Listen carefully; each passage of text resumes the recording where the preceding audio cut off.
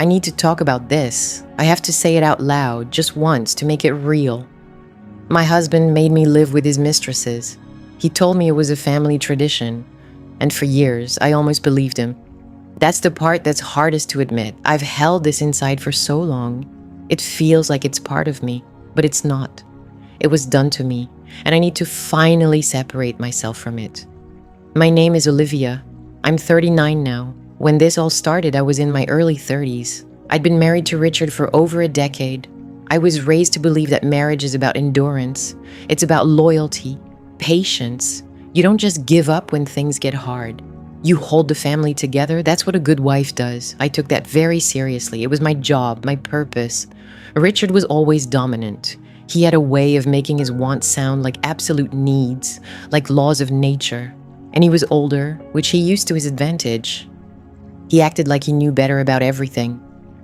Early on, I learned that disagreeing with him was pointless. He wouldn't argue, not really. He would just reframe my disagreement as disrespect. He'd tell me I was questioning his judgment, or worse, his family's values. That was his favorite word, tradition.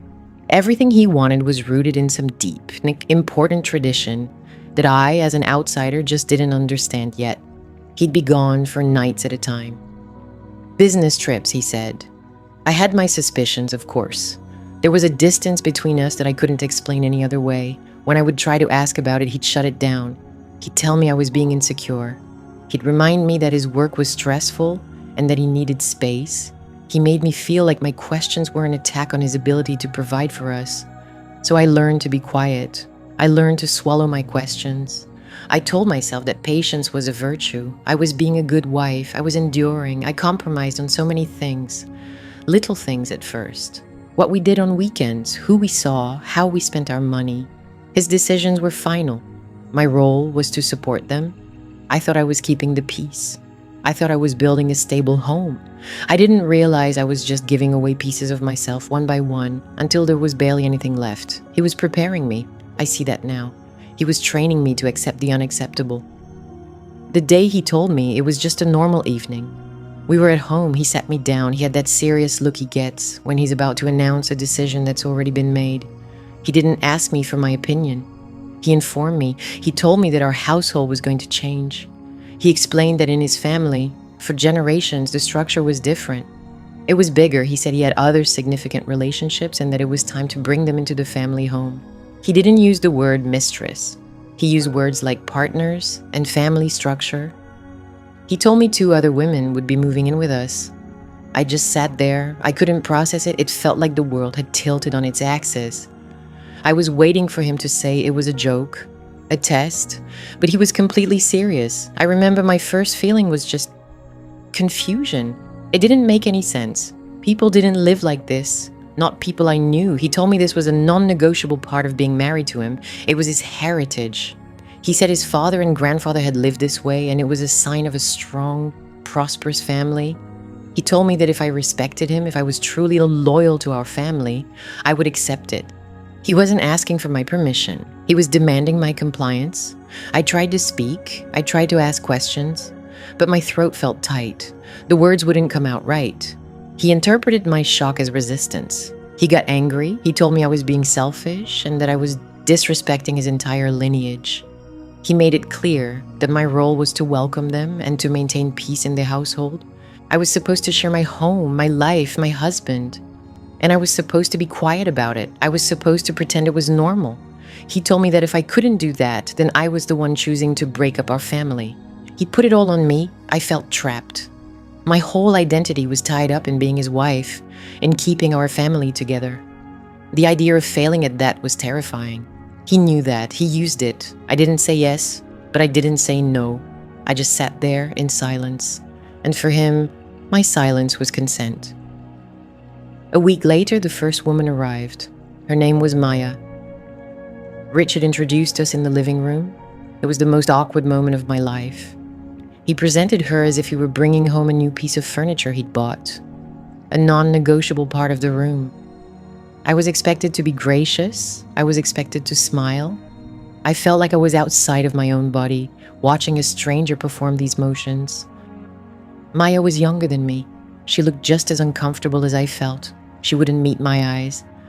Richard showed her to one of the spare bedrooms. My spare bedroom, the one where I kept my books and my sewing machine. I had to clear my things out the day before. He told me it was a practical decision. That first night, Richard laid out the rules. We would all eat dinner together. We would share household chores. We would present a united front to anyone outside the home. There was to be no fighting, no drama. He wasn't creating a family. He was managing a staff. I felt so alone. I would lie in bed at night, in the room Richard and I still shared, and I would just stare at the ceiling. He would be sleeping soundly next to me. It was like none of this affected him at all. I felt a deep, profound sense of shame. I didn't want anyone to know. I didn't tell my family. I didn't tell my friends. How could I explain it? It sounded insane. And Richard had made it clear that telling anyone would be a betrayal of the family. He isolated me with that rule. Living with Maya was quiet and strange. We were like two ghosts haunting the same house. We'd pass each other in the hallway and just nod. We'd work in the kitchen in silence, carefully staying out of each other's way. The silence was the worst part. It was so loud. It was filled with everything we weren't allowed to say. I tried to understand her. I thought maybe if I could see her as a person, it would make more sense. But she was closed off. I realized now she was probably just as scared and confused as I was. Richard had told me this was his tradition. I wondered what he had told her. He controlled everything. He controlled our schedules. He controlled the mood of the house. If he was in a good mood, we were all expected to be happy. If he was in a bad mood, we were all supposed to be quiet and careful. We were living in his world. We were just characters in his story. About 6 months later, the second woman came. Her name was Chloe. Richard announced her arrival the same way he announced Maya's. It was a fact, not a discussion. He said the family was now complete, just as it was meant to be. When Chloe moved in, the dynamic in the house shifted again. It became more crowded, more complicated. Another person to navigate around, another silence to endure. Chloe was different from Maya. She was younger, more confident, or at least she acted that way. She tried to be friendly at first. But the situation was impossible. How can you be friends with the other women your husband is involved with, especially when you're all living under the same roof? The house started to feel smaller and smaller. There was no privacy. There was no personal space. My home was no longer my sanctuary. It was a stage for Richard's performance. He loved it. He would sit at the head of the dinner table with the three of us around him, and he would hold court. He would talk about his day, his plans, his thoughts. We were his audience. He would create little competitions between us. He'd praise one of us for a meal she cooked, while ignoring the others. He'd buy a small gift for one and make a show of giving it to her in front of everyone. He was keeping us off balance. He was making sure we could never unite. We weren't a team. We were rivals, whether we wanted to be or not. I felt myself becoming smaller. I stopped speaking unless I was spoken to. I tried to be invisible. It was easier than trying to navigate the emotional minefield of every single day. I was supposed to be the matriarch, Richard said. The first wife, the one who set the tone of stability and grace. He used traditional language to describe the most untraditional, humiliating situation. He called my depression and anxiety weakness. He told me I needed to be stronger for the sake of the family. He said his grandmother had managed a much larger household with a smile on her face. He was rewriting history to justify his own cruelty. My days became a blur of chores and silence. I'd clean the kitchen, do the laundry, go to the grocery store. I'd see other women, other couples living normal lives. And I would feel such a profound sense of envy. It was like a physical ache. I would come home and have to walk back into that house, into that life. It felt like putting on a heavy coat that I could never take off. I started noticing things, little cracks in Richard's story. His mother came to visit once. She was a stern, quiet woman who had always been polite but distant with me. She saw the three of us in the kitchen together. She didn't say anything, but I saw the look on her face. It wasn't pride. It was shame. She looked away like she couldn't bear to see it. She was tense the entire visit. She barely spoke to Maya or Chloe. When she spoke to me, her voice was strained. Before she left, she took my hand for a moment. She just looked at me, and her eyes were full of something I couldn't name. It felt like pity. That was the first time I thought, maybe this tradition isn't what he says it is. Maybe the rest of the family doesn't see it as a noble heritage. Another time, Richard's brother came over. He was drunk. He saw me and Maya in the living room, and he just shook his head. He muttered something about Richard always having to be the king of his own little kingdom. Richard heard him and was furious. He took his brother outside, and they had a loud, angry argument. I couldn't hear the words, but the tone was enough. These little moments started adding up. They were like breadcrumbs, leading me down a path I was afraid to follow. The path that suggested Richard was lying, not just about his affairs, but about everything, about the very foundation of the life he had forced on me. I started paying more attention to Maya and Chloe. I watched them when Richard wasn't around. Maya was always sad. She stayed in her room most of the time. She looked thin and tired. She reminded me of a plant that wasn't getting enough light.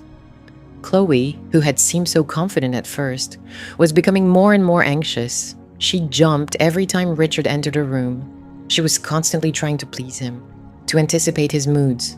I realized they were trapped too. Maybe in different ways than I was, but they were not happy. This was not the life they had chosen either. I wondered what lies he had told them. Did he tell them I was okay with this? Did he tell them I was a willing participant? The thought made me sick. He wasn't just controlling me. He was controlling the narrative. He was making me a character in the lies he told to them, just as he made them characters in the lie he told to me.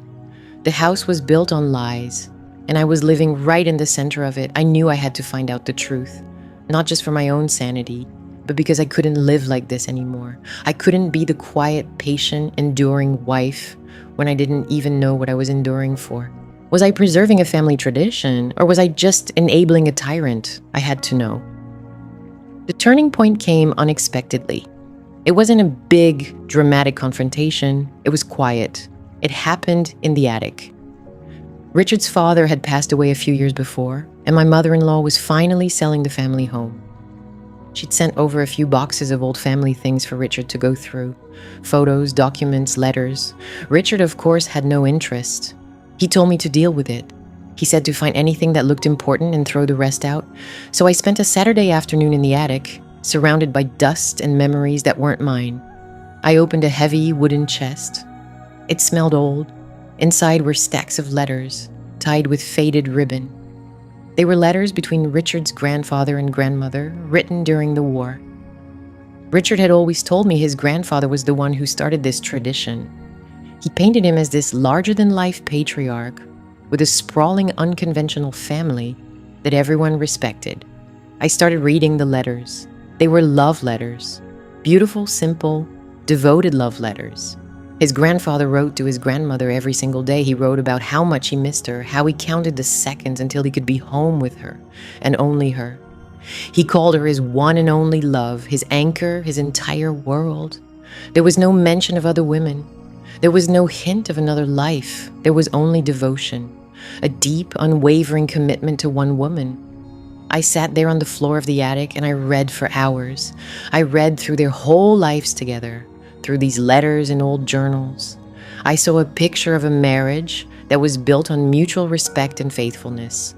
It was nothing like the story Richard had told me. It was the complete opposite. Then I found a different set of letters, newer ones. They were from the 70s. They were from Richard's mother to her sister. In these letters, she wrote about her own marriage. She wrote about her husband's, Richard's father's infidelity. But she didn't write about it as a tradition. She wrote about it with pain, with humiliation. She wrote about the shame it brought on the family. She wrote about how she tried to hide it, how she was forced to endure it in silence, not out of respect for a tradition, but out of fear and dependency. She described being isolated. She described her husband's cruelty, the way he used his power to keep her quiet. I felt a cold chill run through me. I wasn't reading about a tradition. I was reading my own story, just a generation removed. Richard hadn't inherited a tradition. He had inherited a pattern of abuse, and he had twisted it, repackaged it, and sold it to me as something noble. The family tradition was a lie, a complete fabrication. It wasn't about honoring his ancestors. It was about controlling his wife. It was about creating a system where he could have everything he wanted without consequences, without accountability. He didn't just lie to me, he lied about his own family.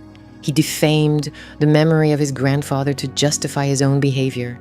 He took his mother's private pain and warped it into a public virtue. Everything fell into place.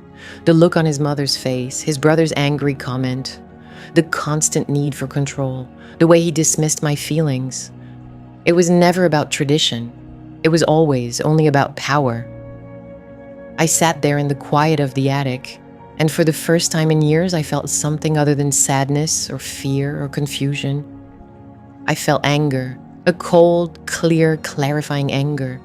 He had built my prison and called it a palace, and he had used my own values, my loyalty, my patience, my desire to keep the family together as the bars of the cage.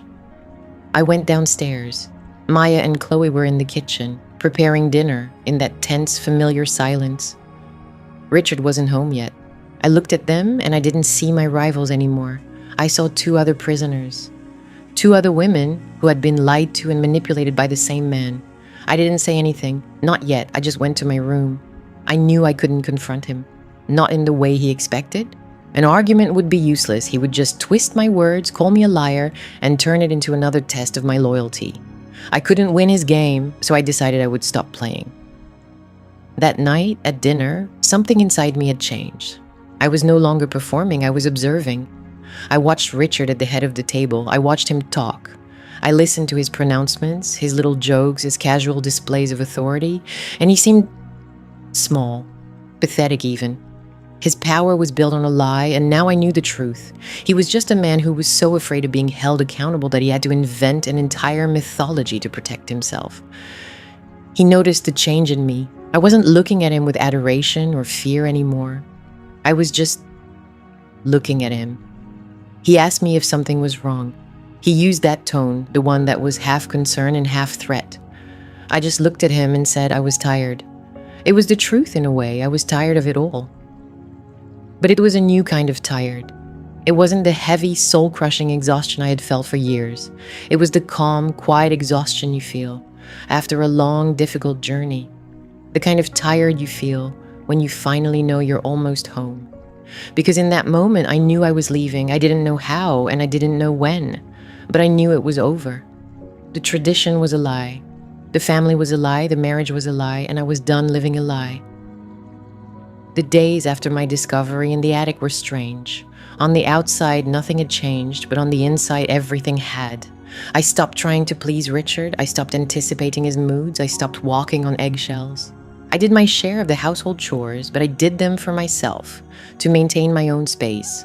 I no longer cooked for him or for the others. I made my own food on my own schedule. The first time I didn't have a big dinner ready, Richard was furious. He came into the kitchen and demanded to know what was going on. In the past, I would have been terrified. I would have apologized and scrambled to put something together. This time, I just looked at him. I told him I wasn't feeling up to cooking for everyone. I said it calmly, without emotion. He couldn't understand it. He was used to me being emotional. He knew how to handle my tears, my frustration. He didn't know how to handle my calm. He tried to start a fight. He accused me of being passive-aggressive, of punishing him. He told me I was failing in my duty as his wife. I didn't take the bait. I didn't argue. I just let him talk. His words, which used to have so much power over me, now just sounded like noise. They couldn't hurt me anymore because I knew the truth behind them. I was emotionally disengaged. It was like watching a movie of my own life. I was there, but I wasn't in it. My detachment drove him crazy. He needed my emotional reactions. He fed on them. My fear, my sadness, my desperate attempts to please him, that was his fuel. Without it, he seemed to deflate. He started trying to win me back in his own twisted way. He'd bring me small gifts, which I would accept politely and then put away. He'd compliment me in front of Maya and Chloe, trying to make them jealous and remind me of my special status. It didn't work. I saw the manipulation for what it was. It was all a performance. I started talking to Maya and Chloe. Not about anything deep at first, just small things. I'd ask Maya about the book she was reading. I'd compliment Chloe on a plant she was growing. I was careful to only do it when Richard wasn't around. At first, they were suspicious. They were so used to the tension, to the unspoken rivalry. But I was persistent. I was quiet and calm, and I just treated them like people. One afternoon, I found Maya crying in her room. The door was slightly ajar. I knocked gently and went in. I didn't say much. I just sat with her. After a few minutes of silence, she started talking. She told me what Richard had told her when he brought her into this life.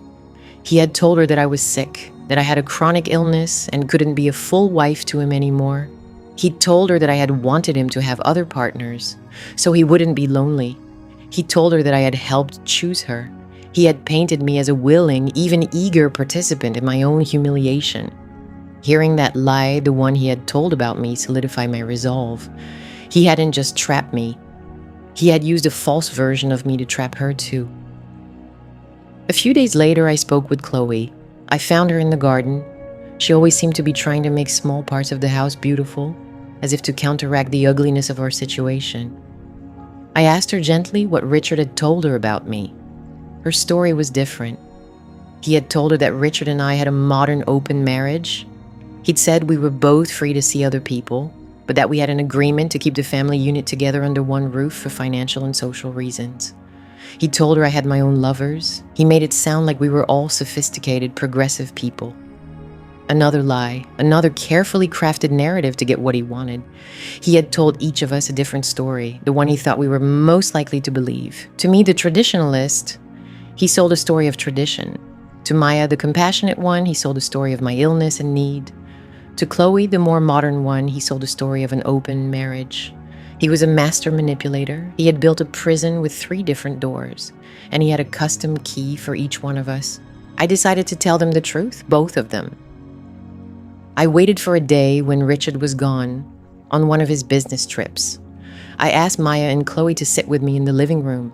It was the first time the 3 of us had ever sat together without him there. I told him everything. I told him what he had told me about his family tradition. And then I told him what I had found in the attic. I told him about the letters. I told him about his grandparents' faithful marriage. I told him about his mother's secret pain. I laid the truth out on the table. The tradition was a lie. Maya started to cry again, but this time it was different. It wasn't the quiet, hopeless crying I had seen before. It was angry. Chloe was just silent. She stared into space, and I could see her reevaluating every moment she had spent in that house, every word Richard had ever said to her. I could see the illusion shattering in her mind. I told him what he had told me about them being partners in a family structure. They looked at each other. It was clear he had made them feel like they were in competition, just as he had with me. In that moment, we weren't rivals anymore. We weren't the first wife and the 2 mistresses. We were just 3 women who had been deceived by the same man. The power dynamic in the house was permanently broken. Richard's power came from keeping us separate, from controlling the story. But now we all knew the real story, and we had shared it with each other. His kingdom was about to fall. When Richard came home, the atmosphere in the house was completely different. He felt it immediately. The silence was still there, but it wasn't the tense, fearful silence of before. It was a calm, unified silence. The key turned in the lock. It was a sound that had once governed my life, a signal that sent a jolt of anxiety through my body, forcing me to rearrange my face, my posture, my very being into a shape that would be pleasing to him. The click of the latch was the opening bell for a performance I never auditioned for. But this time, I didn't jump. I didn't even flinch. I sat on the sofa, flanked by Maya on my right and Chloe on my left, and simply listened. The sound was just a sound now, a piece of metal turning in a cylinder. It held no power over me. We had been sitting in the living room for nearly an hour, not speaking. It was a different kind of silence than the one that usually filled this house. It wasn't the brittle, tense silence of fear, where every creak of the floorboards was a potential threat. This was a solid thing, heavy and calm. It was the silence of a shared breath, of a truth finally spoken in the space between us. It was our silence, not his. His footsteps were heavy on the hardwood of the entryway. Richard always entered a room as if he owned not just the space, but the air within it. He dropped his leather briefcase by the door. The thud echoed in the quiet. "Olivia," he called out, his voice coated in the easy confidence he wore like a second skin. "I'm home." He walked into the living room and stopped short. His eyes, which I once thought were warm and intelligent, swept over the scene. 3 women sitting together on his sofa, watching him. For a split second, a flicker of confusion crossed his face before the mask of charming authority snapped back into place. He was an actor sensing his audience had gone off script. "Well, what's this?" He smiled, but it didn't reach his eyes. It was a predator's smile testing the waters. "A book club?" No one laughed. Maya's hands were clasped so tightly in her lap, her knuckles were white. Chloe stared at a spot on the Persian rug, her jaw set. I was the only one who met his gaze. "We were talking, Richard," I said. My voice was even. It felt like it belonged to someone else, someone stronger. "Talking?" He walked over to the bar cart, his back to us, and poured himself a whiskey. The clink of the glass decanter was loud. It was a deliberate, casual gesture meant to reassert his control, to remind us this was his house, his whiskey, his life we were living. "About what? The grocery list? Next month's dinner menus?" He turned, leaning against the cart, and took a slow sip. He was trying to pit us against each other, as he always did, reminding Maya and Chloe of their roles, their duties, the small domestic prisons he had built for each of them. He was reminding me that I was the warden of it all. The lie was so ingrained in him, it was his first language. "No," I said, my voice cutting through the heavy air. "We were talking about your family tradition." The words hung there, clean and sharp. Richard's smile faltered. He set his glass down with a soft click. He studied my face, then glanced at Maya, then at Chloe. He was searching for the weak link, the one who would crack and give him back his power. He found nothing, only 3 pairs of eyes that held the same flat, knowing emptiness. "What about it?" he asked, his tone shifting. The faint warmth was gone, replaced by a cold edge. This was the voice he used when I displeased him, when I'd failed to anticipate a need or questioned a decision. It was the voice of command. I stood up. My legs felt steady. "I think it's time we all had dinner together," I said, "as a family." I used his word. Family. I watched it land on him, watched him try to process how I was using it. He had used that word to manipulate, to shame, to bind me. Now I was using it as a weapon. He was thrown. He had expected tears, or accusations, or a fight. He had not expected this calm, organized defiance. He had no protocol for it. "I've already eaten," he lied. "No, you haven't," I said, my voice still quiet. "You always eat late on Thursdays. Sit down, Richard, at the head of the table." I walked toward the dining room without looking back to see if he was following. I could feel Maya and Chloe rise and fall in behind me, a silent show of solidarity. We moved as one. The house, once my prison, was now my stage. I knew its lighting, its acoustics, its every secret corner. He was the one who was trapped now. He just didn't know it yet. He followed us. Of course he did. To refuse would be to admit something was wrong, to cede control. His arrogance was his leash, and I was finally holding the end of it. The dining room was dark. I didn't turn on the chandelier. The only light came from the living room behind us, casting long, distorted shadows. I took my usual seat to the right of the head of the table. Maya sat opposite me, and Chloe sat beside her. We left a grand, carved oak chair at the head of the table empty for him, a throne for a king whose kingdom was about to crumble. He stood in the doorway for a long moment. I could feel his mind working, calculating, trying to understand the new geometry of the room, the new emotional landscape. This was an equation he couldn't solve. "What is the meaning of this, Olivia?" he finally asked. His voice was low, a growl rumbling just beneath the surface. "I found the letters, Richard," I said simply. Silence. Not our new, unified silence. This was his. A shocked, airless void where his lies used to be. He stared at me, his face a blank canvas. "The letters in the attic," I continued, my words measured and precise. I refused to let anger or grief make my voice tremble. He didn't deserve my tears. "The ones from your mother, to her sister." He didn't move, he looked like a statue. "I know about your father," I said. "I know he wasn't a proud polygamist carrying on a noble legacy. He was just a man who cheated on his wife and broke her heart. He was cruel, and he hid his cruelty behind a wall of shame. There was no tradition, Richard. There was only pain. A history of abuse you repackaged and sold as heritage." I paused, letting the truth settle in the room. I looked at Maya, whose face was wet with silent tears. She wasn't looking at Richard with fear anymore, but with a deep, profound pity.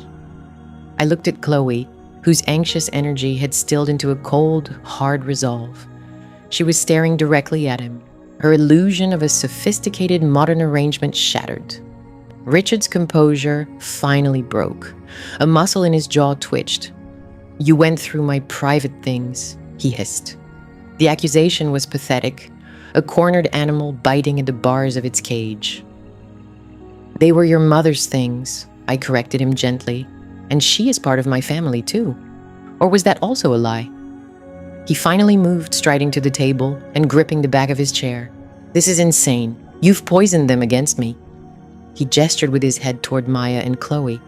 "No," I said, "your lies did that. I just gave them a name." I turned to Maya. "Richard told you I was sick, didn't he?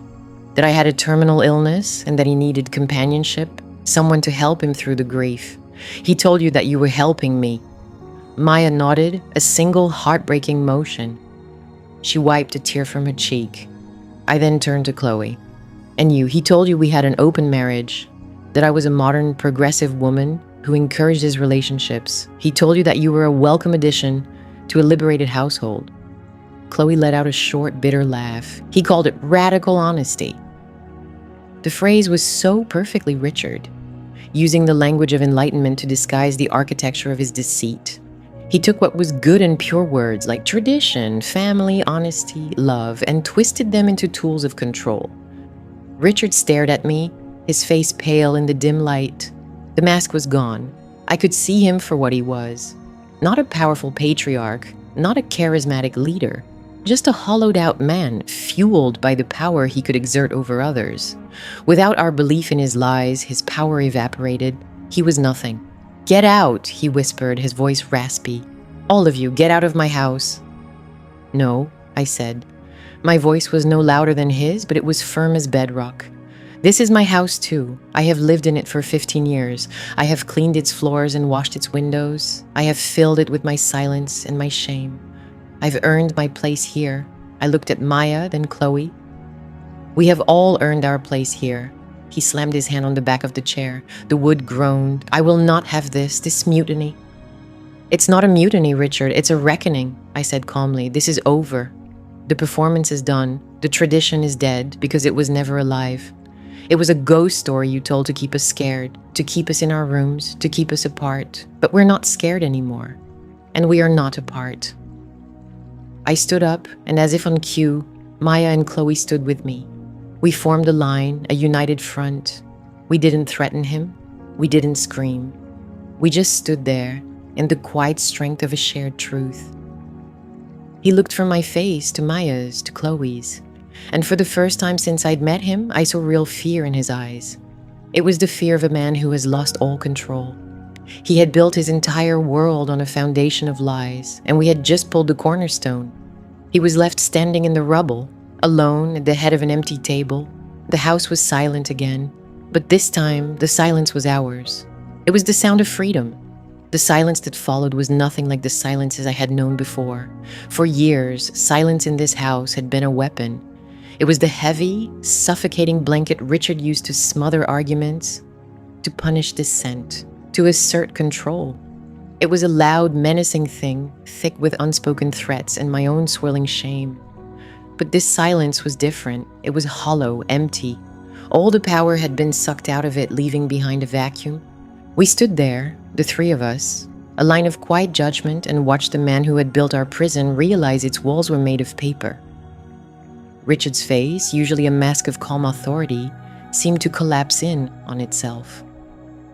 The confident set of his jaw softened. The light in his eyes, that proprietary gleam he always had when he looked at us, flickered and died. He looked from me to Maya, then to Chloe, searching for a crack, a single weak link in the chain we had just forged. He found nothing, only our 3 pairs of eyes, clear and steady. He was a king whose subjects had just informed him politely that his empire was an elaborate lie they no longer chose to believe in. He was just a man in an expensive suit, standing in a living room that was no longer his stage. "Olivia," he said, his voice raspy, stripped of its usual resonant charm. He took a half step toward me, his hand slightly outstretched. It was an old reflex, the one he used to placate me, to draw me back into the fold. Liv, let's not do this here, not with them. The words were meant to divide us, to remind me of my supposed status as his wife, to cast Maya and Chloe as the outsiders. It was his last desperate attempt to play by the old rules. I didn't move, I didn't even flinch. I just looked at his outstretched hand, then back at his face. There is no us and them anymore, Richard, I said. My voice was calm, a stranger to my own ears. There is only us. I didn't need to gesture. He knew exactly who I meant. Chloe let out a short, sharp breath, almost a laugh but devoid of any humor. Did you really think this would last forever? She asked, her arms crossed tight against her chest. That you could keep feeding us different lies and we'd never talk to each other. Maya, who had been silent, finally spoke. Her voice was soft, but it cut through the room like glass. You told me she was dying, she said, her gaze fixed on Richard, her face a portrait of profound, clarifying grief. You used her pain, her imaginary pain, to make me feel like I was doing something noble. You made me complicit in a cruelty I never understood. Each truth was a stone, and we were methodically, calmly building a wall between him and us. He visibly flinched at Maya's words, his face paling. That was the lie he was proudest of, the most intricate, the one that preyed on the very best parts of her nature. He had no answer. The lies were all he had. Without them, he was just empty. He looked around the room, at the curated furniture, the photos on the mantelpiece, our wedding photos, stark and mocking, as if seeing it all for the first time, as if realizing none of it was real. I took a breath. It's over, Richard. It was a simple sentence. Not an accusation, not a threat. It was a statement of fact, the final brick in the wall. He stared at me for a long moment, his mouth opening and closing silently. The master manipulator had run out of words. Then, with a slow, deliberate turn, he walked out of the living room. He didn't storm out, he didn't run, he just walked, his shoulders slumped in defeat. We heard his footsteps on the stairs, then the soft final click of his study door shutting. The sound of a king retreating to his empty castle. The three of us were left alone in the living room. The silence returned, but this time it was ours. It was a shared breath, a collective sigh of release. The tension that had held my body rigid for years began to seep away, leaving an aching exhaustion in its place. Maya's hands, which had been clenched into tight fists at her sides, slowly uncurled. Chloe wrapped her arms around herself, not in defense, but as if she were holding herself together. No one spoke. There was nothing to say yet. The confrontation had been the earthquake. This was the aftershock, the moment you stand amidst the rubble and realize you've survived.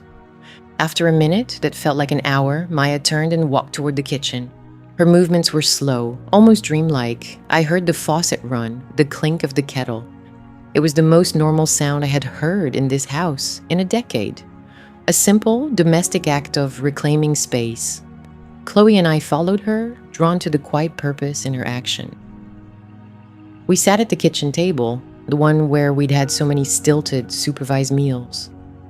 Now it felt different. It was just a table. Maya placed 3 mugs down. She didn't ask what we wanted, she just made tea, her motions practiced and soothing. When she sat down with us, she looked at me, her eyes full of a question she didn't know how to ask. I'm filing for divorce, I said, answering it. The words felt solid and real in my mouth. I had thought them 1,000 times, but saying them aloud to them made it irrevocable. Chloe nodded, a sharp, decisive movement. Good. What will you do? I asked, looking between them. Where will you go? The practicalities felt enormous, a mountain we had to climb now that we had escaped the valley. I have a sister in Oregon, Maya said quietly, staring into her mug. I haven't spoken to her in years. I was too ashamed to explain for this. She gestured vaguely at the house around us. I told her I was a private caregiver for a wealthy family. Another one of his lies. He had a story for everyone, Chloe murmured. She looked up, her expression a mixture of anger and self-recrimination. He told me I was modern, progressive, that I was too smart to be trapped by old-fashioned ideas of monogamy. He made me feel sophisticated for being his dirty little secret. We were a collection of his deceptions. He had found a specific vulnerability in each of us, my loyalty, Maya's compassion, Chloe's ambition, and built a custom-made cage for each. "You can stay here," I said. The words came out before I had fully thought them through, but they felt right. "Both of you, for as long as you need." They both looked at me, surprised. "This house," I began, trying to find the right words. "It's been a prison for all of us, but he's the jailer, not the walls. He's the one who has to leave, not us." I looked around the kitchen, at the polished granite countertops and the stainless steel appliances he'd been so proud of. They were just things. They held no power. "We can figure out the next steps, together." The word hung in the air. Together. For the first time, I was offering a version of family that wasn't a lie. It was a fragile, wounded thing, born from betrayal, but it was real. It was 3 women in a kitchen, drinking tea, with no man there to direct the conversation. Later that evening, the house was quieter than I'd ever known it. It was a true silence, a peaceful one. Richard never emerged from his study. A few times I thought I heard a noise, the clink of a glass, a muffled sound that might have been a sob, but I felt nothing. No pity, no anger, just a profound, hollow distance. He was no longer the monster in the next room. He was just a man I used to know. I walked through the upstairs hallway, the space that had once felt like an emotional minefield. I passed Maya's room, then Chloe's. Their doors were slightly ajar. I could see the soft glow of their bedside lamps, hear the rustle of a turning page. They were not hiding. They were simply existing in their own space peacefully. I went into the bedroom I had once shared with Richard. I looked at the bed, the photos, the life we had supposedly built. The shame that used to cling to every surface was gone. It had been his shame all along, and I had just been carrying it for him. I walked to the window and looked out at the dark, quiet street. For years, I had looked out this window and felt trapped. The world outside seemed distant, a place I could no longer belong to. But tonight, it looked different. It looked like a possibility. The lie was dead, and for the first time it felt like we were just beginning to live. The silence that followed my words was a new kind of silence. It wasn't the heavy, oppressive quiet Richard used to weaponize, the kind that made you feel like you were suffocating in your own home. This was a hollowed-out silence, a vacuum where his power used to be. It was ours. Richard stood in the center of the living room, a king deposed in his own throne room. The letters, the proof of his lie, were still scattered on the coffee table, like shrapnel from an explosion. He looked from my face to Maya's, then to Chloe's, searching for a crack, a flicker of doubt he could exploit. He found none. We were a united front, a wall he could no longer talk his way through. For a moment, I saw him for what he truly was. Stripped of the grand narrative of tradition, without the fuel of our fear and compliance, he was just a man. A small, pathetic man who had built his entire world on a foundation of deceit. The charisma that had once charmed me, that had held 3 women captive, had evaporated. All that was left was the desperate need for control, now visibly failing him. His mouth opened, then closed. The words had always been his sharpest tool, but now he couldn't find any that would fit. "Olivia," he finally managed, his voice thin, stripped of its usual booming confidence. He took a step toward me, his hands held out in a gesture of peace that looked utterly false. "Liv, please, let's not do this. Think of everything we've built." I didn't move, I didn't even flinch. "What did we build, Richard?" I asked, my voice steady and low. "This house, you built a stage, this family, you built an audience for your own ego. It was all a lie." The word hung in the air between us. Lie. It was the simplest truth, and it had broken everything. He turned his attention to Chloe, his gaze softening into a mask of wounded sincerity. "Chloe, you understood. You're a modern woman. You knew our arrangement was about honesty, about rising above petty jealousy." Chloe, who had always seemed the most anxious to please, looked at him with an expression of cold disgust. "The only thing I understand now is that you lied to me every single day. she said, her voice sharp as glass. You told me Olivia and you had an agreement. You didn't tell me you had blackmailed her with a fake history and a sick wife. His head snapped toward Maya, his last hope. She was the one he'd manipulated with pity. Maya, he pleaded, his voice cracking with manufactured emotion. You know how sick Olivia was. I did this for her, to make sure she wasn't alone. I did it for all of us. Maya, who I had only ever seen as a ghost haunting the hallways of my home, took a small step forward. She looked not at Richard, but at me. Her eyes, usually downcast and filled with a deep, quiet sadness, were clear. She wasn't sick, Richard, Maya said softly, but her words echoed like a gunshot in the silent room. You just needed her to be. That was it. That was the final blow. He had lost them. He had lost us. He had lost everything. He deflated. It was the only way to describe it. His shoulders slumped, the manipulative energy draining out of him until he looked like a marionette with its strings cut. He stared at the floor, at the expensive rug he had bought, at the life he had curated so carefully. It was all meaningless now. You have to leave, I said again. It wasn't a request. It was a statement of fact. He looked up at me, a flicker of his old cruel anger in his eyes. This is my house, Olivia. No, I said, feeling a calm resolve settled deep in my bones. This was my father's house. He left it to me. You are a guest here, and your visit is over. He stared at me, with mind clearly racing, searching for one last angle, one final manipulation. But there was nothing left. The story was over. He was no longer the author. Without another word, he turned and walked out of the living room. We listened to his footsteps on the stairs, heavy, slow, defeated. The sound of a man retreating. We heard the door to the master bedroom. My bedroom, I corrected myself, clicked shut. For a long moment, none of us moved. The three of us stood in the wreckage, the air thick with unspoken grief and a terrifying, fragile sense of release. The house was still a prison, but it felt as if the warden had just been locked in his own cell. Then Chloe let out a long, shuddering breath and sank onto the sofa. She put her head in her hands, her shoulders shaking.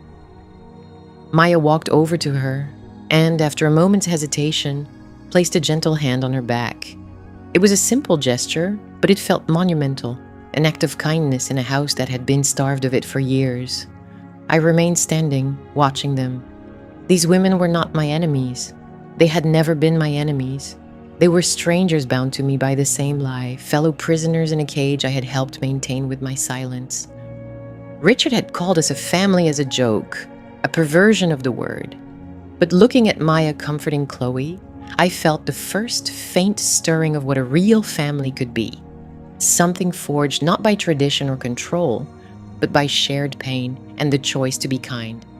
I walked into the kitchen. My hands were trembling slightly, the adrenaline of the confrontation finally beginning to fade, leaving a deep, bone-weary exhaustion in its place.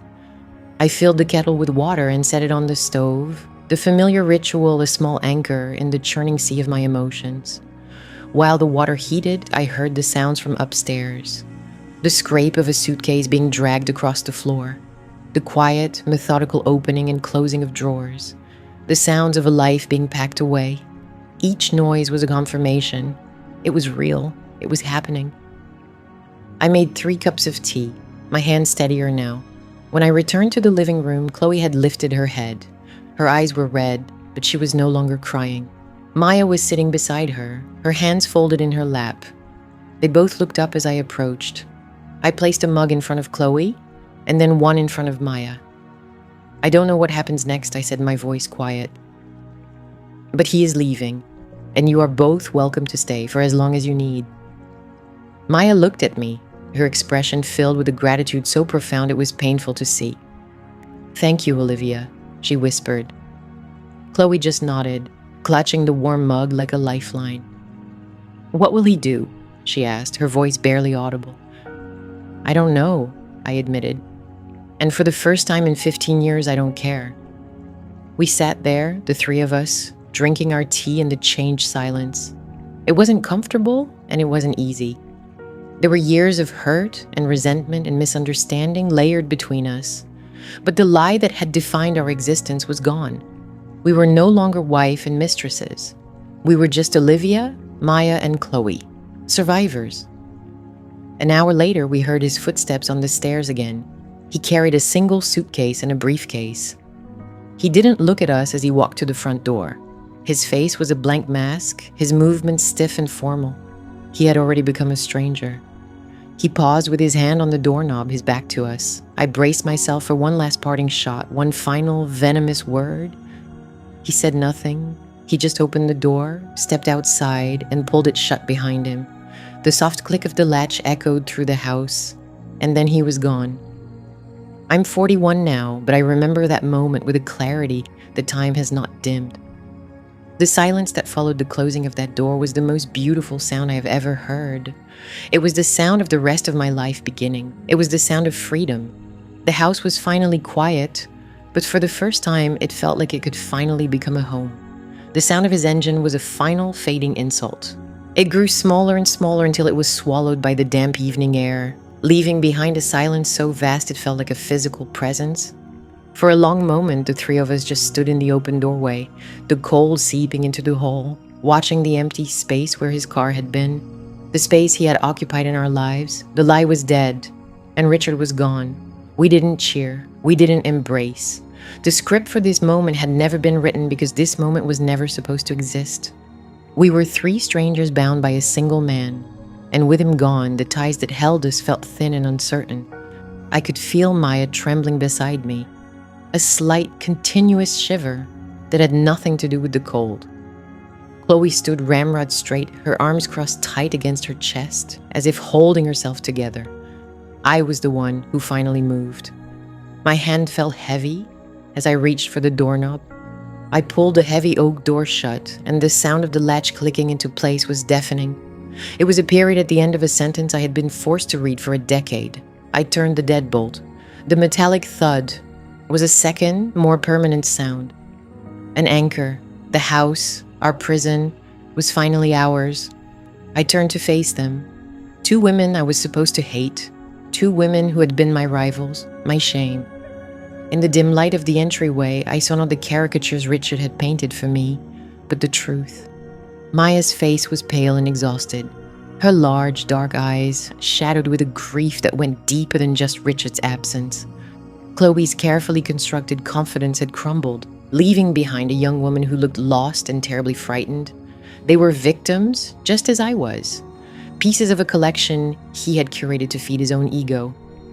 "I'll make some tea," I said. The words were simple, mundane. They were the only ones I could find. No one argued. No one offered to help. They followed me like ghosts down the hall to the kitchen, the stage for so many of our silent, tense meals. The air in the house was different now. The oppressive, watchful silence had been replaced by something hollow and empty. It wasn't peaceful, not yet.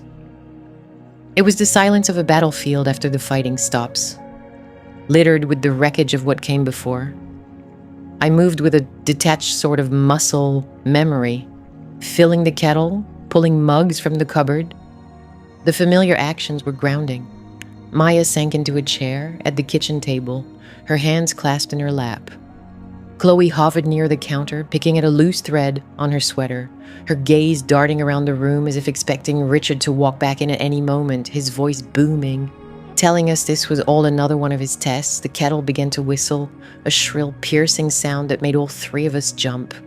I snatched it off the burner, my heart hammering against my ribs. The sound was too loud, too normal for the unreality of the moment. I poured the steaming water over the tea bags, the scent of chamomile filling the air. I placed a mug in front of Maya. Her fingers curled around its warmth, but she didn't look up. I slid another across the table to where Chloe finally sat down, her movements stiff and uncertain. I took my own seat, the worn wood of the chair familiar beneath me. For years, we had sat at this table, drowning in unspoken things. Now the silence felt different. It was an invitation. It was Maya who spoke first, her voice barely a whisper. "He told me you didn't love him." I looked at her, really looked at her for the first time without the filter of Richard's poison. I saw the quiet sadness the style guide had mentioned, the look of a plant that wasn't getting enough light. "He said," she continued, her eyes fixed on the steam rising from her mug, "that your marriage was an arrangement, a duty, that you were cold and that he was desperately lonely. He said he needed someone to talk to, someone warm. She finally met my gaze, her own eyes swimming with tears. He made me feel like I was saving him. A piece of the puzzle clicked into place. The lie he'd built for her was designed to prey on her compassion. He'd made himself the victim and me the villain. It was sickeningly brilliant. He didn't need saving, I said, my voice flat. He needed an audience? Chloe let out a shaky, bitter laugh. An audience? Is that what we were? She shook her head, pushing her perfectly styled hair back from her forehead. He told me this was progressive, that we were all part of a modern, enlightened family structure. He said you were a traditionalist, but that you were learning to accept a more open way of life. He made it sound sophisticated. Her voice cracked on the last word. He said I was the only one who was smart enough to understand it, that Maya was too simple and you were too old-fashioned.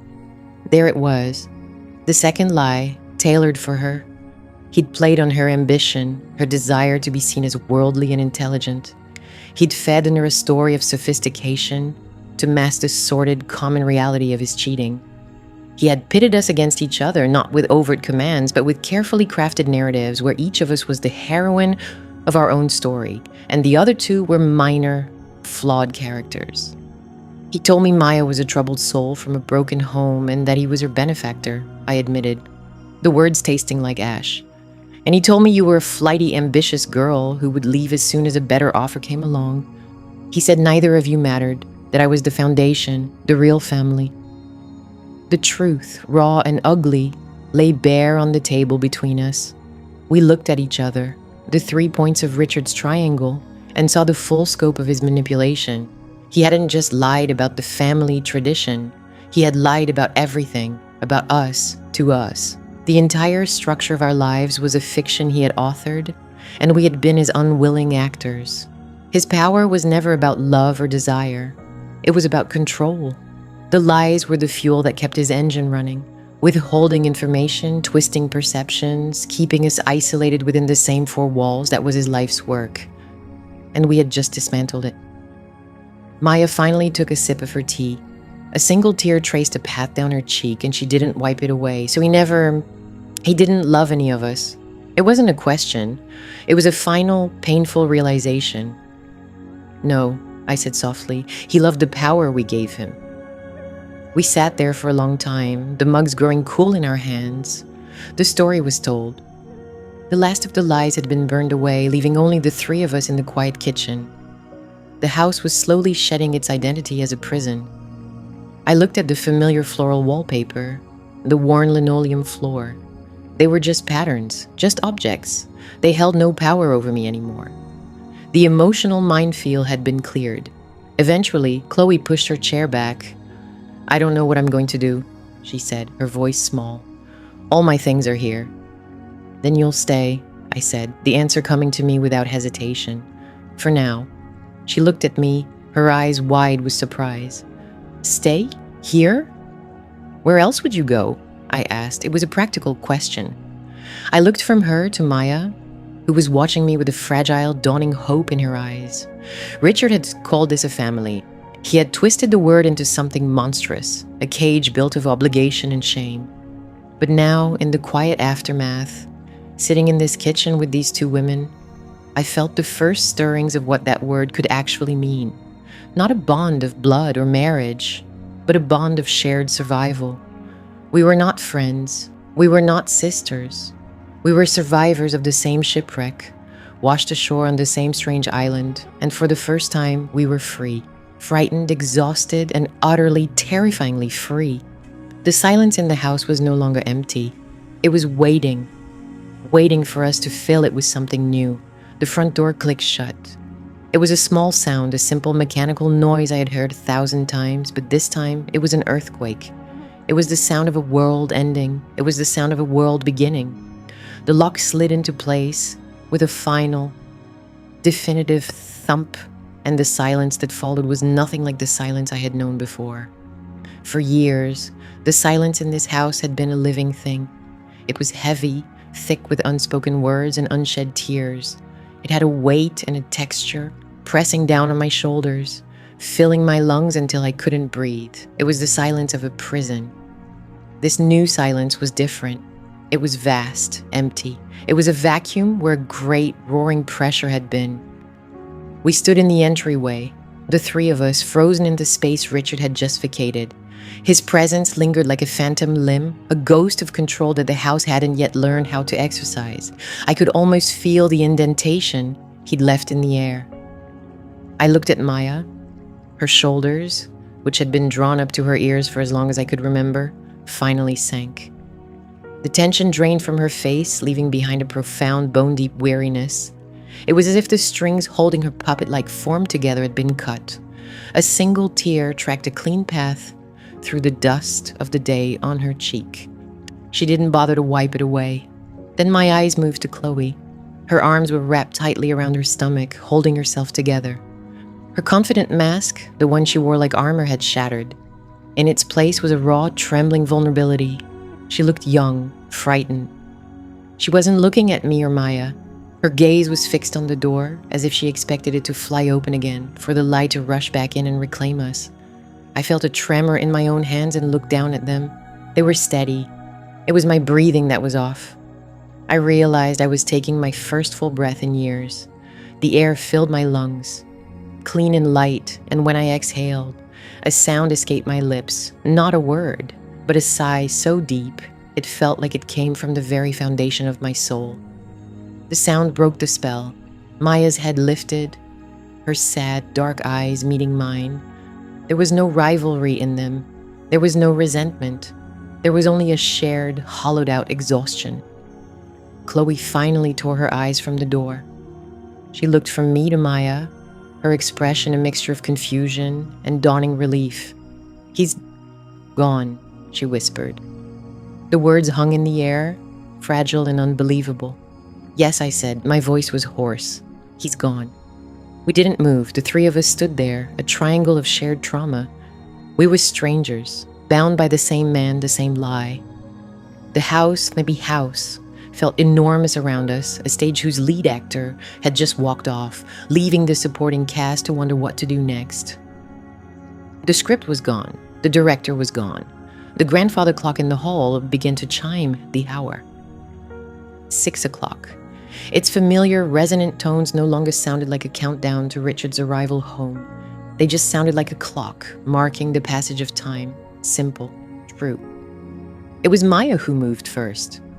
She took a shuffling step toward the living room and sank onto the edge of the sofa, the one Richard had always called his chair.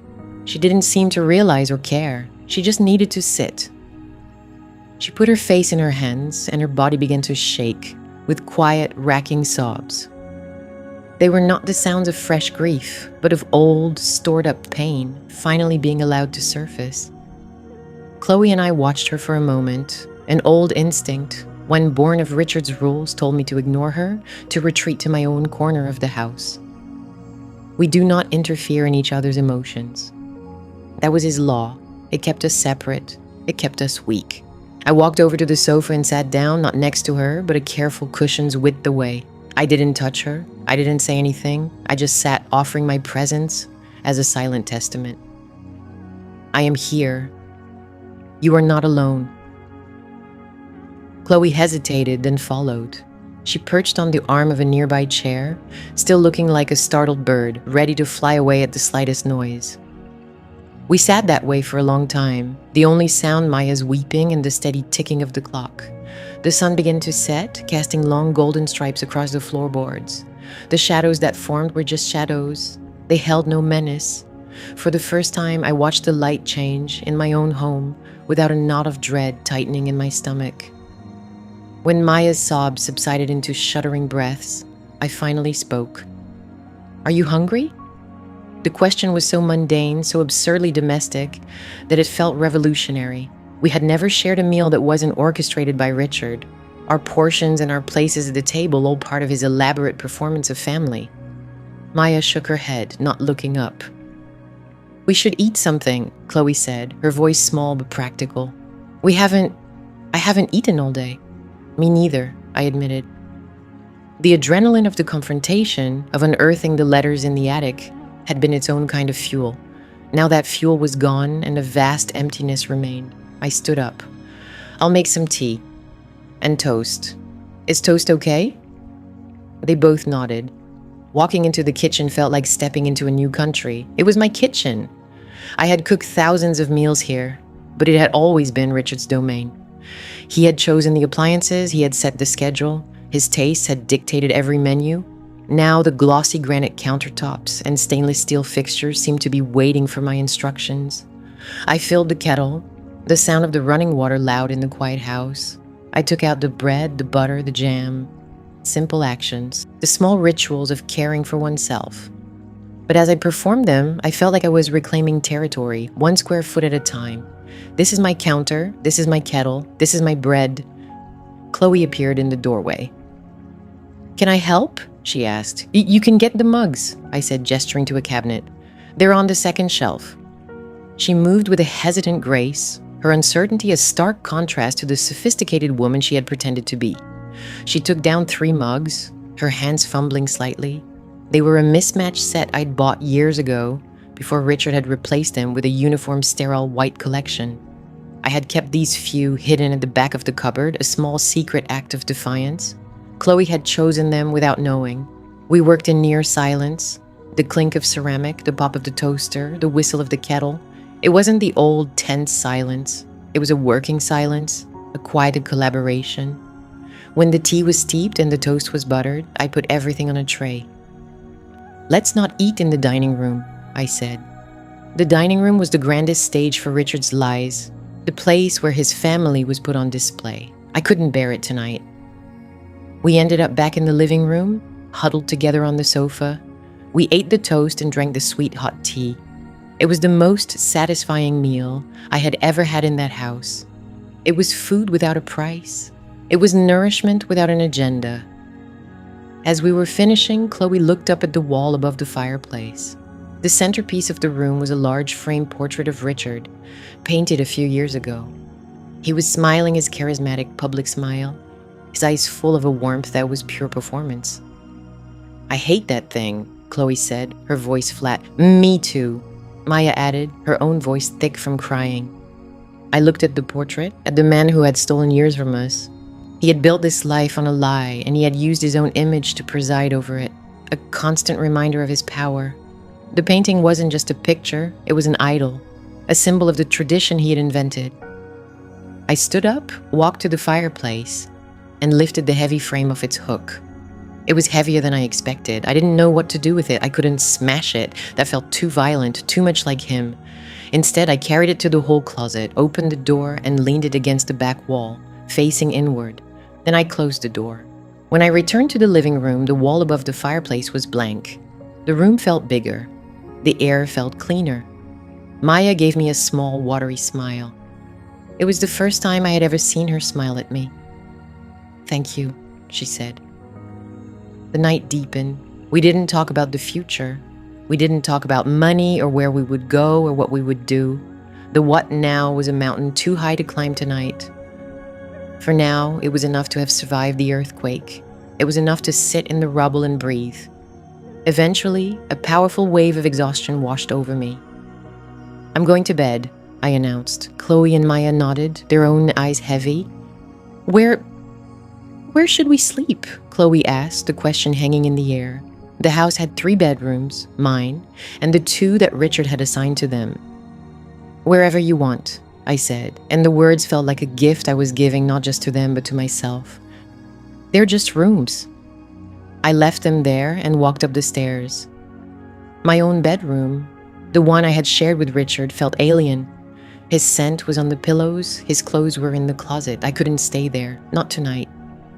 I walked down the hall to the guest room, a small plain space that was rarely used. It was neutral territory. I opened the door and then paused. I looked back down the hall. A few moments later, I saw Chloe emerge from the living room and quietly enter her usual room. Then Maya went into hers, but neither of them closed their door completely. Each left it open, a crack. I went into the guest room and did the same. Lying in the strange bed, staring into the darkness, I listened to the house. It was quiet, but it was a calm quiet. It was the silence of a sanctuary, not a prison. The lie was dead. The tradition was broken.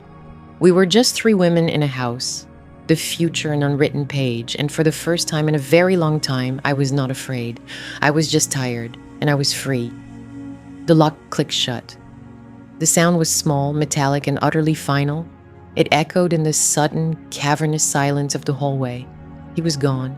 For a moment, the three of us just stood there, frozen in the space he had vacated. My hand was still on the doorknob, the cold metal a stark anchor in the swirling chaos of my mind. The air, which moments before had crackled with the raw energy of confrontation, was now perfectly still. It was a new kind of silence, not the heavy, oppressive silence of unspoken truth and simmering resentment we had lived in for years.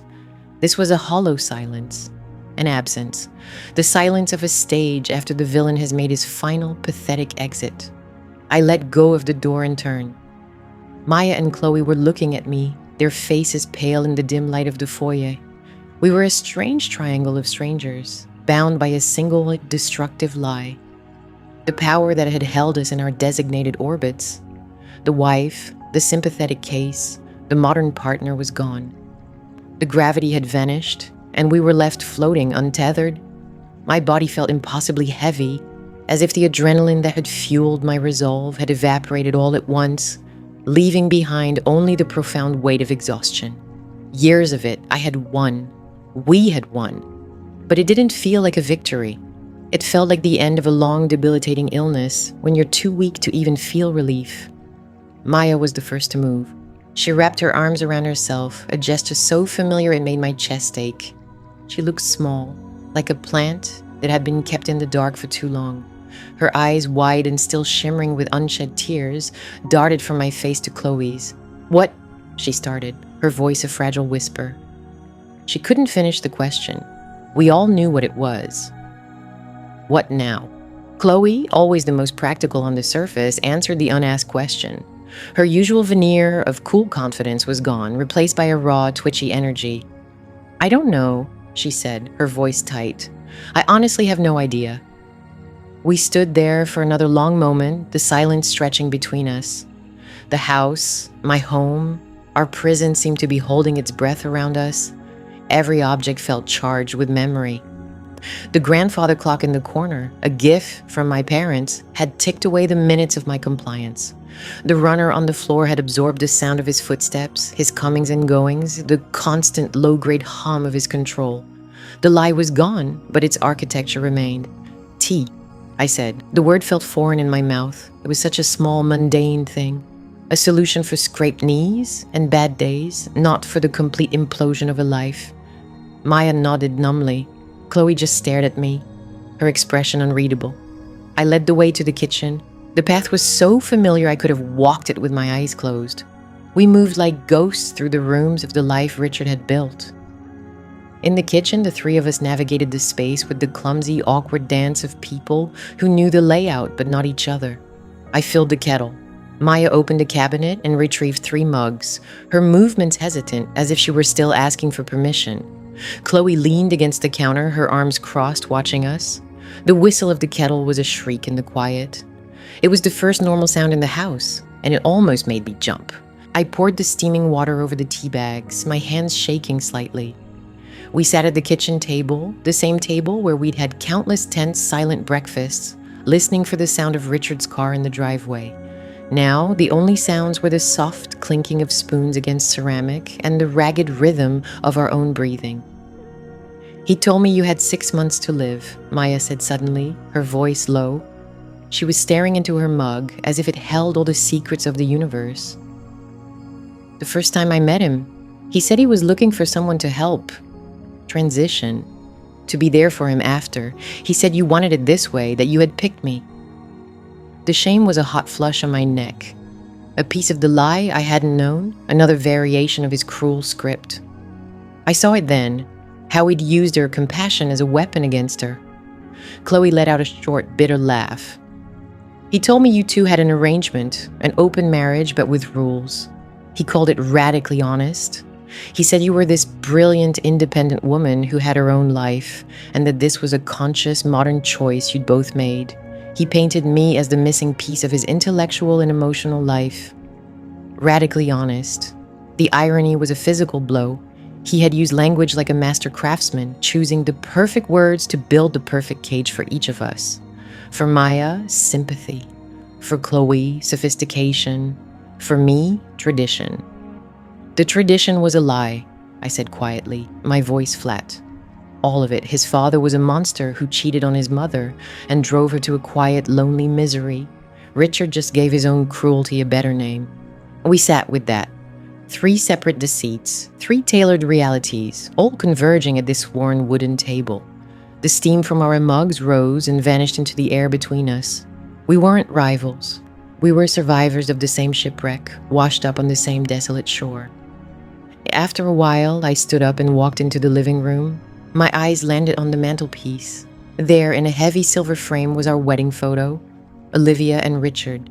Young, smiling, oblivious. I looked happy. I remembered feeling happy. It was the face of a woman who believed in the story she was being told. The foundation of the entire lie, captured in a single glossy image. I stared at it, at the smiling man, with his arm around my waist, and I felt a cold, clarifying anger rise in me again. It wasn't hot or explosive, but a deep, steadying force. It was the anger of a person who has finally found solid ground after years of drowning. Chloe came to stand beside me. She followed my gaze to the photograph. "That has to go," she said, her voice firm. I nodded. I reached up and took the frame off the mantel. The wall behind it was a slightly brighter shade of white, a perfect rectangle marking the space where the lie had lived.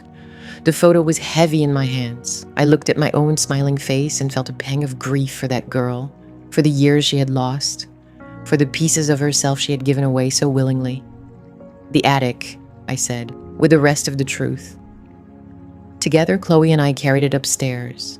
Maya followed, a silent shadow behind us. We didn't turn on the lights in the attic. The pale moonlight filtering through the dormer window was enough. I placed the photograph face down on the dusty floor next to the box of letters that had set me free. The smiling couple, buried by the truth. As we came back down the stairs, a strange, almost hysterical feeling bubbled up inside me. We passed Richard's study. The door was ajar. On his desk, I could see a book he'd been reading. The title was visible in the sliver of light from the hallway. The 7 Habits of Highly Effective People. Something inside me snapped. A small choked sound escaped my lips. It was almost a sob, but it came out as a laugh. It was a watery, broken sound. Chloe looked at me, then at the book title, and her face crumpled. A sharp, incredulous giggle burst from her. Then Maya, quiet, worn-down Maya, covered her mouth, her shoulders shaking as a soft, breathy laugh joined ours. And there we were, the 3 of us in the dark hallway of that house of lies laughing. It wasn't a happy sound. It was the sound of absurdity, of profound and devastating irony. We were laughing at the sheer, pathetic gall of the man who had preached effectiveness while orchestrating our ruin. We laughed until tears streamed down our faces, a flood of grief and relief and madness all mixed into one. It was the first honest sound the 3 of us had ever shared. When the laughter finally subsided, we were left breathless, leaning against the walls, against each other. The exhaustion returned, but it was different now. It was a clean slate. "I'm so tired," Maya whispered. "Me too," I said. We all were. We said our goodnights in the hallway. There were no hugs, no grand declarations of solidarity. It wasn't time for that yet. It was just a shared look, a quiet acknowledgement. I went to my room, Chloe to hers, Maya to the guest room that had been her cage. I lay in my bed, in the center of the mattress that I no longer had to share, and listened. The house was quiet, but it was a peaceful quiet. It wasn't the silence of fear anymore. It was the silence of emptiness, yes, but an emptiness filled with possibility. Richard had called us his family. That had been his greatest lie. But as I lay there in the dark, listening to the soft creaks of the old house, settling around the 3 women inside it, I wondered if from the ashes of his deceit, we might accidentally build a real one. The click of the front door latch was not a loud sound, but in the silence of the house, it was a thunderclap. It was the sound of a lock turning, of a final word spoken. For a long moment, none of us moved. We stood in the entryway, the 3 of us, like statues left on an abandoned stage. The air, once thick with the pressure of Richard's presence, was suddenly thin, empty. I could feel the space he had occupied, a vacuum that pulled at the edges of the room. His lie had a physical weight. I hadn't realized it until it was gone. For years, the house had felt small, the ceilings low, the walls closing in. Now, as I drew my first breath without him under this roof, the foyer seemed to expand. It was cavernous. The silence that rushed in to fill the void was different from the one we had lived with. The old silence had been heavy, a blanket woven from unspoken resentments and carefully guarded truths. This new silence was clean. It was a blank page. I looked from Maya to Chloe. Maya's hands were clasped in front of her, her knuckles white. Her face, usually a mask of weary endurance, was slack with disbelief. Chloe stood, with her arms wrapped around her waist, a gesture I recognized as her anchor in moments of anxiety. Her eyes darted from the door, to me, to Maya, as if waiting for a director to yell, "Cut!" But the director had left the theater. My own body felt strangely light. The tension I had carried in my shoulders for years, a permanent brace against the next casual cruelty, had simply dissolved. I felt hollowed out, but not in a painful way. It was the feeling of a space being cleared. "He's gone," Chloe whispered. The words hung in the air, fragile as smoke. "Yes," I said. My voice was steady. It surprised me. Maya finally unclasped her hands. She took a slow, deliberate step away from the door, as if testing the ground to see if it would still hold her. "What happens now?" she asked, her voice raspy. It was the question that had been hovering beneath the surface of our frantic unity. The common enemy was gone. What were we now? Three strangers bound by a shared trauma. Three pieces of a life that had been dismantled. The word family echoed in my mind, Richard's version of it, a cage, a tradition he had invented to serve his own needs. "I'm going to make some tea," I heard myself say. The suggestion was so mundane, so absurdly domestic that it seemed to break the spell. Chloe let out a shaky laugh that sounded closer to a sob. Maya nodded, a flicker of gratitude in her tired eyes. It was an action, a step forward, something to do with our hands now that they were no longer tied. We walked to the kitchen. For years, this room had been a minefield of unspoken rules and staggered schedules, designed by Richard to keep us from ever sharing a moment of peace. My time was from 7 to 8 in the morning. Maya's was 8 to 9. Chloe preferred late nights. We moved around each other's lives like ghosts. Now we stood in the center of the room together. I filled the kettle, the sound of the running water grounding me in the present. Maya opened a cupboard and took down 3 mugs without asking. She knew where they were. Of course she did. She lived here. The thought struck me with fresh clarity. She had been forced to live in the shadows of my home, but she knew the geography of it as well as I did. Chloe leaned against the counter, watching us. "He's going to fight this, you know," she said, her voice regaining some of its sharp edge. "Legally, financially, he won't just disappear." "I know," I said, lining up the mugs. "I'm calling a lawyer tomorrow to file for divorce." Saying it out loud made it real. It wasn't just a thought anymore. It was a plan, the first stone in the foundation of a new life. "And us?" Chloe asked, her voice cracking on the last word. The confident facade she had always worn was gone, revealing the terrified young woman beneath. "Maya and I, we have nothing. No legal claim, no money. Our names aren't on the deed to this prison." She laughed again, that same broken sound. He made sure of that. I looked at her, then at Maya, who was staring down into her empty mug as if the answer lay at the bottom of it. Richard's cruelty was a masterwork of engineering. He had built this life to be inescapable, ensuring their total dependence. He had made them believe they were partners in a modern arrangement, while legally, they were nothing more than tenants he could evict at will. He thought I would be the one to do it. He thought his departure would turn us on each other, that I would reclaim my house and throw out the evidence of his betrayal. The kettle whistled. I poured the hot water over the tea bags, the steam warming my face. I pushed a mug toward each of them. "He is gone," I said, meeting Chloe's gaze. "You are not." She stared at me, her brow furrowed in confusion. "You can stay," I clarified, "for as long as you need to. This is your home too. We'll figure out the rest together." Maya looked up, her eyes shining with unshed tears. She gave me a small, trembling nod. It wasn't a solution, but it was a reprieve. It was a promise that the war against him would not be followed by a war against each other. For the first time, the word "we" felt real. It wasn't the "we" Richard had forced upon us. It was a new "we," fragile and uncertain, but forged in the truth. Later, after we had finished our tea in a silence that was companionable rather than strained, I felt a need to walk through the house. I left them at the kitchen table and went into the living room. This had been Richard's throne room. He would sit in his leather armchair, the newspaper spread before him, and watch us. He loved to watch us, to gauge the temperature of the misery he had created. I walked over to the chair and ran my hand over the worn leather.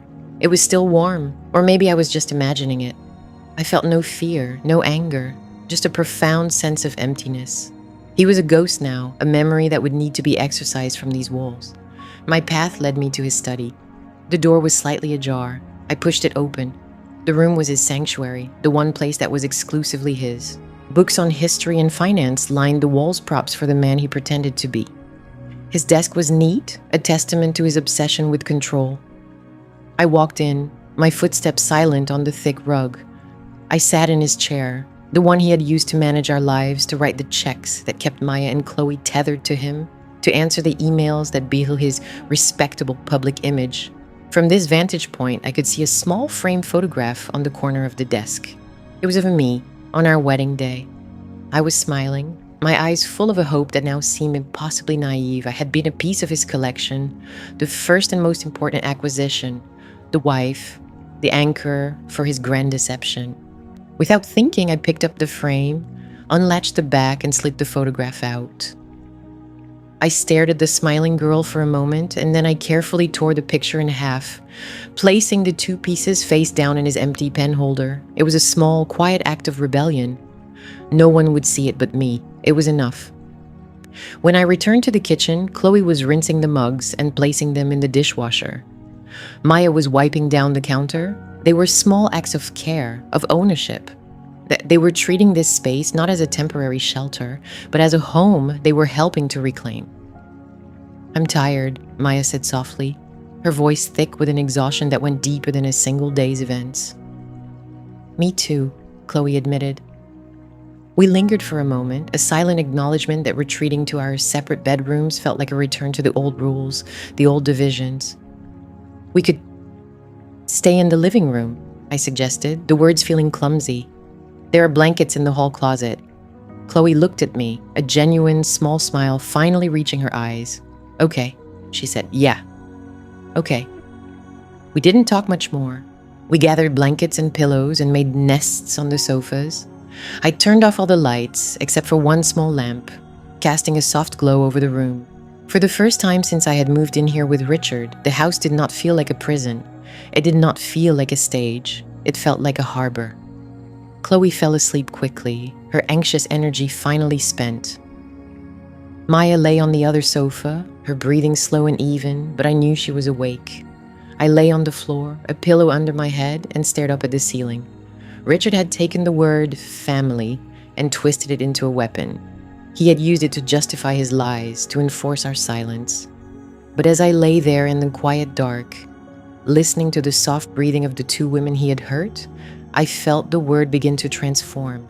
It was no longer a cage. It was a possibility, a future built not on a fraudulent tradition, but on a shared, painful truth. The road ahead was a terrifying unknown, but we would not be walking it alone. The sound of the front door clicking shut was not loud. It was a small, definitive sound, a period at the end of a sentence I had been forced to read for a decade. But in the sudden quiet of the hallway, it echoed like a gunshot. Silence rushed in to fill the space Richard had vacated. It was a different kind of silence than the one we had lived with for years. That old silence had been heavy, thick with unspoken resentments and the weight of his rules. It was a loud silence, humming, with tension, with the constant threat of his footsteps on the stairs or the turn of his key in the lock.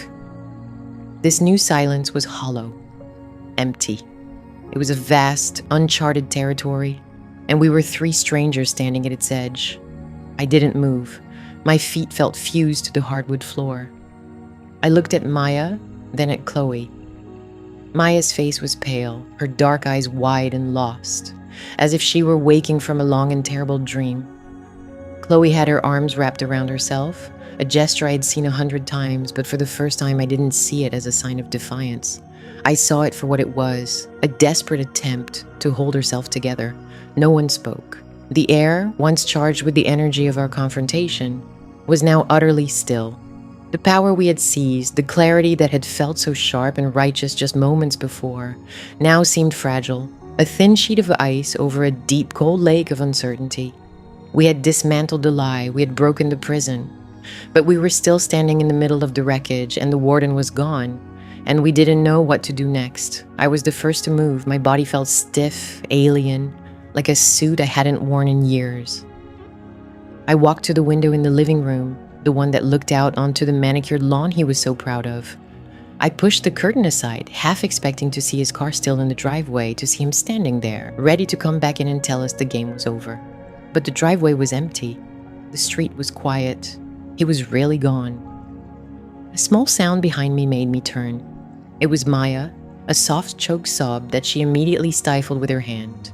Her shoulders shook once, a silent tremor that ran through her whole body. Chloe went to her. She didn't embrace her. We were not there yet, not even close. But she placed a hand on Maya's arm. The contact was hesitant, awkward. Two planets that had been forced to orbit the same sun, suddenly finding themselves adrift in the same empty space. "He's gone," Chloe whispered. The words sounded foreign in the quiet house. "I know," Maya breathed, her voice muffled by her hand. My own throat was tight. The victory I had imagined, the soaring sense of freedom, wasn't there. In its place was a profound and unsettling emptiness. For so long, my life had been defined by him, by his presence, his moods, his lies. My resistance to him had become the central pillar of my identity. Without him to push against, who was I? "I'll make some tea," I heard myself say. The words were simple, domestic, absurd under the circumstances, but they were something. A task, a small step forward into the quiet. Neither of them answered, but I took their silence as assent. I walked into the kitchen, the emotional minefield where so many silent battles had been waged over who used which pawn, who left a crumb on the counter. It felt different now, bigger, colder. My hands were shaking as I filled the kettle. I watched the water run from the tap, focused on the simple, physical reality of it, cold, clear, real, unlike the life I'd been living. I set the kettle on the stove, and the blue flame bloomed with a soft whoosh. The sound was comforting, normal. When I turned around, Maya and Chloe were standing in the doorway, watching me. They looked like lost children, the carefully constructed personas Richard had assigned them. Maya, the gentle, tragic companion. Chloe, the sleek, modern partner, had dissolved. What was left were just two women, exhausted and afraid. And I knew my own face must look the same. I took 3 mugs from the cabinet, my mug, Maya's mug, Chloe's mug. We each had our own, a small territory staked out in a shared prison. I lined them up on the counter. For the first time, it didn't feel like an act of division. It just felt like 3 mugs. The kettle whistled, a shrill, piercing scream that made all 3 of us jump. I snatched it off the heat, my heart pounding. The silence that followed was even deeper. I poured the hot water over the tea bags, watching the steam curl into the air. I carried the mugs to the small kitchen table, the one Richard never sat at. He preferred the grand formality of the dining room.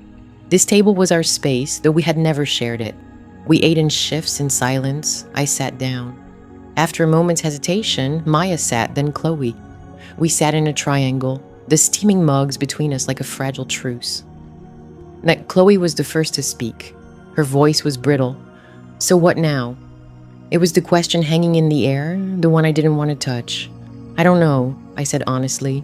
I wrapped my hands around my mug, letting the warmth seep into my cold fingers. We breathe.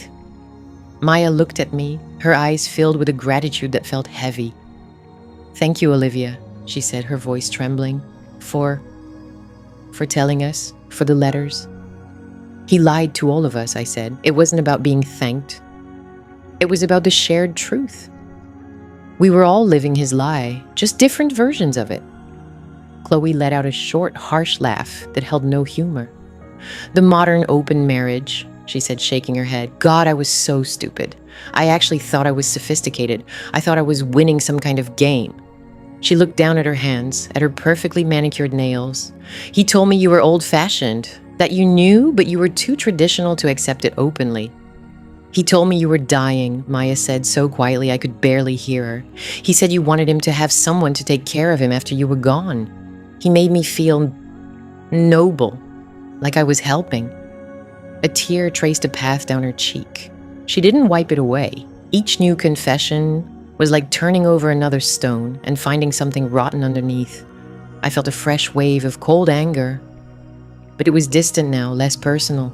It was the anger of a scientist observing a toxic specimen. We were his experiments, each of us contained in a different cage, fed a different diet of lies to see how we would react. "He will fight us," Chloe said, her voice gaining a sharp, practical edge. The fog of shock was beginning to clear from her, replaced by a familiar anxiety. "For this house, for the money, he won't just let us have this. His pride won't allow it."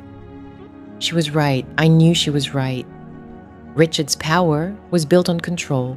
He had lost control of us, but he would try to reclaim it through the one language he had left, money and law.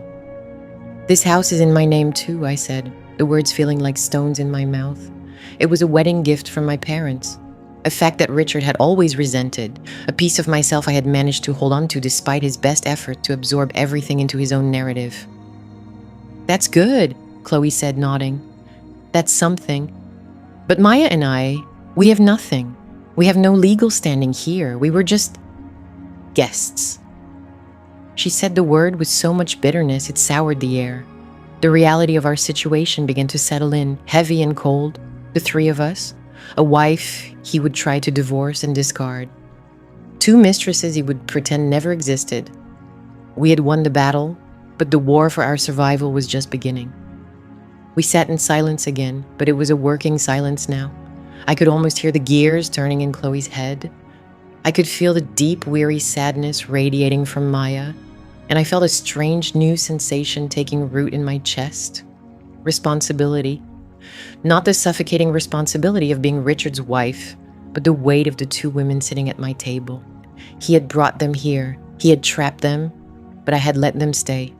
The lie was his, but the silence had been mine. "You're not guests," I said, the decision forming as I spoke the words. "You live here. This is your home." They both stared at me. "We can't pay you rent, Olivia," Maya said softly, her face etched with shame. "I have nothing. He paid for everything." "Me too," Chloe admitted, her confident mask completely gone. "I have a little savings, but not enough. Not for this." "This isn't about rent," I said, my voice firmer than I felt.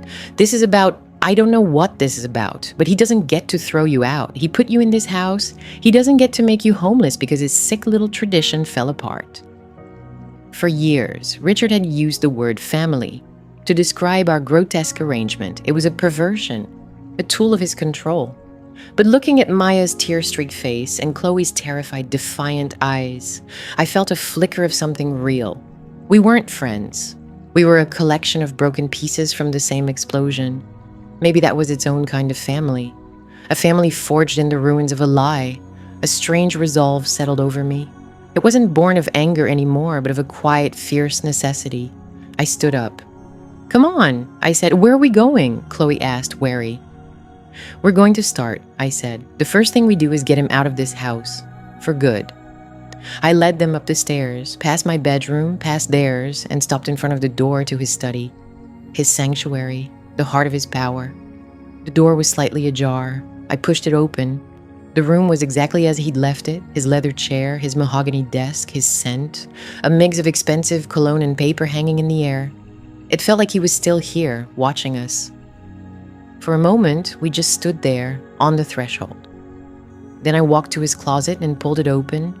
Rows of his suits, his shirts, his perfectly polished shoes, the uniform of the man who had controlled our lives. I looked at Maya and Chloe. "We need trash bags," I said. A slow smile spread across Chloe's face. It was the first real smile I'd ever seen from her. It reached her eyes. Maya, watching us, straightened her shoulders. A tiny spark of light returned to her gaze. We worked in a focused, methodical silence. We pulled his suits from their hangers, his shirts from their drawers, his ties from their racks. We didn't rip or tear. We were not raging. This was not about destruction. It was an erasure, a quiet, systematic removal of his presence. We folded nothing. We simply stuffed the expensive fabrics into black plastic bags. The lie, all of it being bundled away into the dark. One bag, then two, then five. We piled them up in the center of the room, a monument to the man who was no longer here. When the closet and drawers were empty, we stood back, breathing a little harder. The room was still his, but it was hollowed out.